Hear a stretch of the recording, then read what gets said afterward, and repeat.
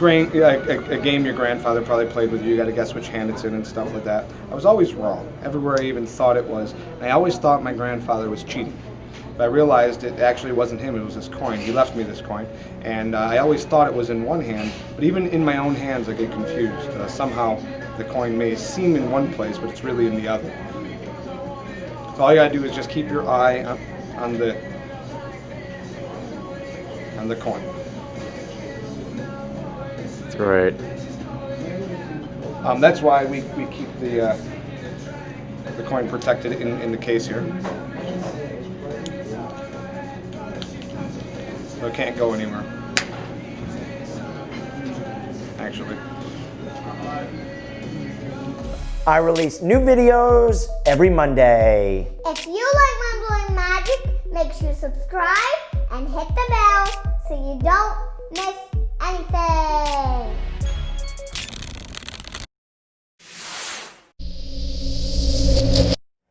I met Garrett Thomas in 1994 when I was in college in Buffalo at the University of Buffalo. That's where Garrett lived.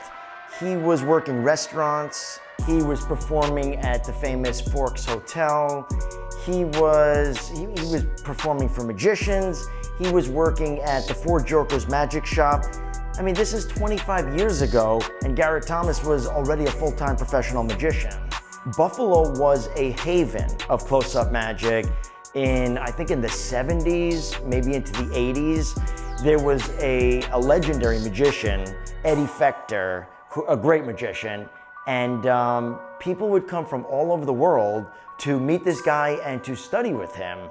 And I know one of Garrett's all-time idols is a guy, Brian Gillis, the late Brian Gillis, and he made that pilgrimage to study with Eddie Fechter. I don't think anyone's ever said this to Garrett, yet in my opinion, he has far outgrown and outshined any of the magicians who came from Buffalo. Garrett was the first guy I ever saw doing stuff with the Rubik's Cube. You know, this was 20 years ago, 25 years ago, and nowadays there's a lot of Rubik's Cube magic, yet as far as I know, I mean, maybe a couple guys played with it, but I never saw anything like I saw, what I saw Garrett do. The hand is truly quicker than the eye.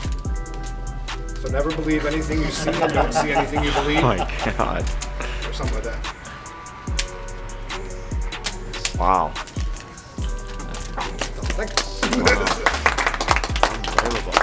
You know, Garrett used to go to a magic lecture or a convention. You know, the 4F convention was up in Buffalo, and he would set up shop and just perform.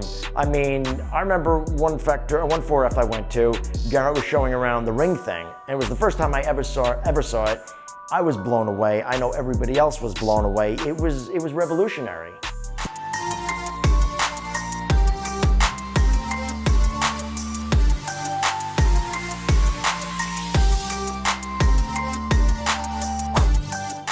It's really an experience to sit down with Garrett. You know, he has a ton of magic, he has a ton of knowledge, and the crazy thing is he could do it all. In 2013, I flew to Buffalo to spend the day with Garrett. We got together and he critiqued and went over my coins across with me. He showed me some original moves that I still use today.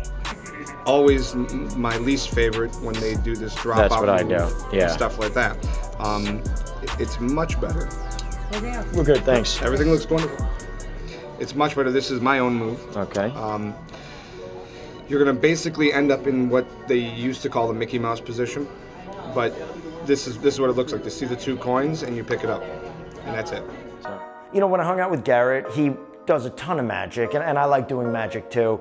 Yet Garrett was also, he'd discuss his outfit, like for his image, and also, you know, for ditching things and, you know, for his routines. I mean, he is a forward thinker and a deep thinker about his magic. We got together, we were at some diner or something in Buffalo, and at the time I started doing metal bending. So I'm like, you know, check this out, it's so strong. And he's like, you know, metal bending's pretty good. And so the waitress came over and I picked up a fork and I just melted it right in front of her eyes. It was really strong, it was all set to go. And she was like, you know, she liked it. So then Garrett, he does his his coins across routine, his imagination coins, and she was floored. I mean, there was nothing really to say. He just was really smart and knew what an audience likes. So why is Garrett a master? Well, he's put in 10,000 hours of practice. I don't know if you've read that book by Malcolm Gladwell. Anything you want to get good at or become expert at, you have to put in 10,000 hours of practice. Garrett has done that and then some. He has been performing in the real world for real people for, over 25 years. He teaches magic, and when you teach magic, you learn more. He's constantly thinking about it. He's constantly upgrading and growing. That's his life. Garrett lives and breathes close-up magic. My type of guy. Garrett is not afraid of tough moves and practicing. He does some hardcore sleight of hand. Just check out his routine, big coin, little purse. It will blow you away. So there's this trick that Garrett does, which is absolutely unbelievable.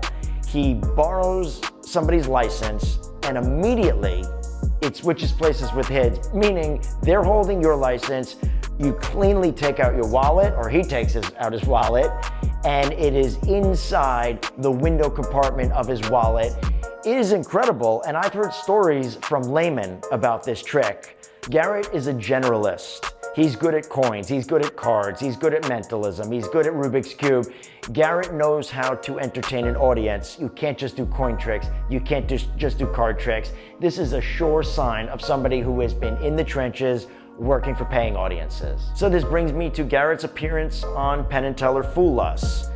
If you haven't already heard, he fooled them, yet it's how he fooled them. Check out this video. Teller, you are known as a master of sleight of hand. And I'm going to do something bold. I'm going to do my sleight of hand right here under your nose, if you'll join me. Please, Teller. Garrett exudes confidence, and he knows how to command and hold on to an audience. This is a true sign of a professional. And with your other hand, I want you to hold on to the tip of your finger. Perfect. Now, I can't go up, I can't go down, I can't go left or right. Look, a distraction. Even with misdirection, you're not gonna let go. But hold your breath. Make a wish, count to 3.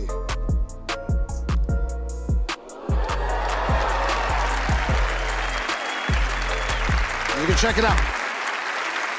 I don't think Garrett was nervous, and I'm going to tell you why.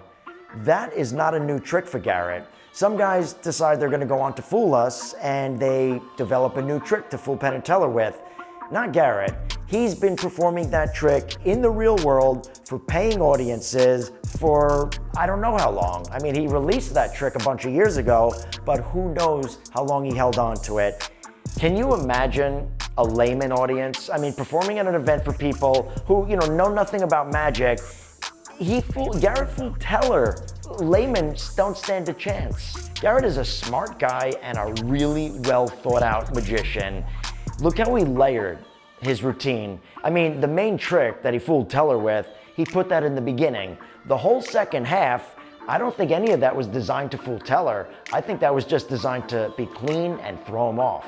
Let me know what you think about this in the comments. Sometimes I like to take a trick that I never learned, or maybe that I just, I'm not that good at, and I like to spend some time with it, do a deep dive, and really get good at it. So I did that with the removing your thumb trick, which I never really learned yet, because I always thought it was kind of a hokey trick, yet it's not. I remember it as a kid. So I'm gonna show you what I've been doing, and I spent a ton of time on it. So Garrett goes on Penn and Teller, and he does it, and he has an ending of it, which is far superior to what I was playing with. I don't know if it's his. The point is, Garrett is meticulous. His magic always looks clean. Here's the ending that I've been using, which looks okay. Check out what Garrett does. The very tip of his thumb used to come straight off. Garrett simply turns his hand palm up and then down, and it looks great. If you haven't watched Garrett's Fool Us performance yet, you must go see it immediately. I'll put a link in the description to his YouTube channel, which has it on there. If you like these types of videos, make sure you subscribe for more mind-blowing magic.